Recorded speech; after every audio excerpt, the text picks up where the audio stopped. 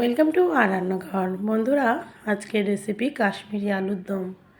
Sunday ছিল, তাই mutton আলুর দম হয়েছিল এবং পোলাও হয়েছিল। সেই আলুর দমের রেসিপি আজকে আপনাদের সাথে শেয়ার করছি। চলুন দেখি। তাহলে প্রথমে দেখুন, আলু একদম বড় বড় করে কেটে নিয়েছি, মানে একটা বড় আলুর দুভাগ করেছি। তারপর লবণ আর হলুদ দিয়ে আলুটা একটু মাখিয়ে রেখেছি।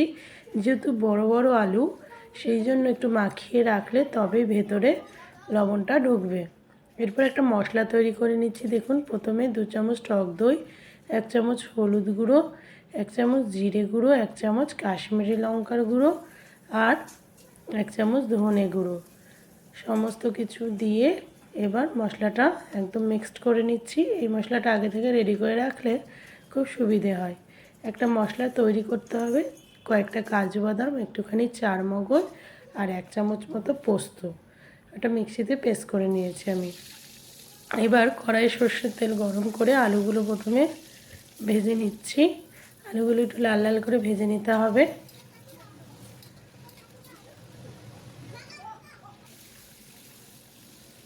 দেখুন,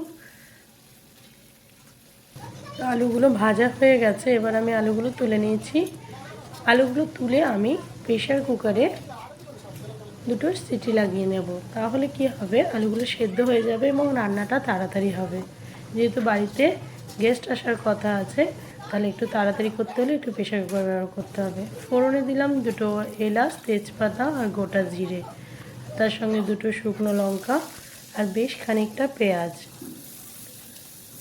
পেঁয়াজটা হালকা করে ভেজে নেব।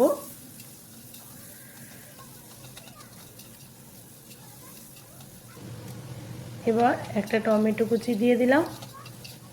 পেঁয়াজ আর টমেটোটা ভাজতে ভাজতে আমি কিছু কাঁচা মশলা ব্যবহার করব। তার মধ্যে 2 চামচ পেঁয়াজ বাটা, 1 চামচ আদা বাটা, 1 চামচ রসুন বাটা দিয়ে এবার একটু মশলাটা কষিয়ে নেব। এগুলো সবই কাঁচা মশলা, একটু কষিয়ে নিতে হবে, নাহলে কিন্তু গন্ধ থেকে যাবে।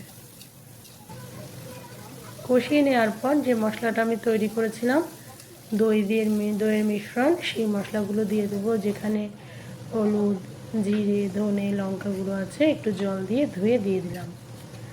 এই মশলাটা একটুখানি কষিয়ে নিয়ে এবার চারমগজ, পোস্ত আর কাজু বাটাটা দিয়ে দিলাম। এবার মশলাটা ভালো করে কষিয়ে নিতে হবে।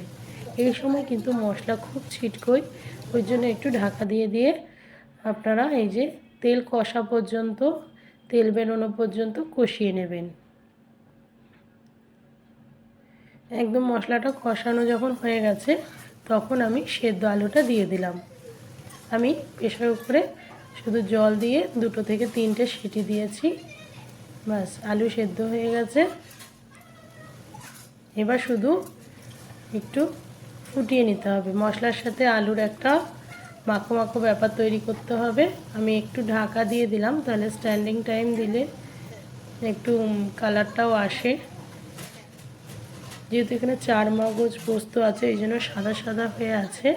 দেখুন, সামান্য চিনি দিলাম আর এইটা একটা ভাজা মশলা আর ঘি দিলাম। ভাজা মশলার মধ্যে আছে জিরে, ধনে, শুকনো লঙ্কা আর গোটা গরম মশলা, লবঙ্গ, এলাচ, দারচিনি আর একটু মৌরি, সমস্ত কিছু শুকনো কলায় ভেজে নিয়ে আমি মশলাটা দিয়ে দিয়েছি। এই মশলাটা আমি বাড়িতে রেডি করে রাখি। কোনো কোনো সময় স্পেশাল কিছু, আবার কোনো কোনো সময় মাংসতেও এই মশলাটা ব্যবহার করি। দেখুন, কাশ্মীরি আলুর দম রেডি। এবার পাত্রে ঢেলে নিলাম। আজকে আর তাড়াহুড়োতে দেখানো হলো না যে পোলাওয়ের সাথে সার্ভটা, তবে নেক্সট টাইম অবশ্যই দেখাবো। এত তাড়াতাড়ি থাকে মাঝে মাঝে যে আমি পুরো ভিডিও করেই উঠতে পারি না, তার জন্য আমি ক্ষমা প্রার্থী। ভালো থাকবেন, সুস্থ থাকবেন, আর আমার রান্নাগুলো ভালো লাগলে প্লিজ অন্যদের সাথে শেয়ার করবেন। আমি কোনোটাই লুকিয়ে চুরিয়ে বলি না। যেটা আমার ভিডিওতে আসলে হয়, আমার লাইফে আসলে হয়, সেগুলোই আমি আপনার সাথে শেয়ার করি। Thank you.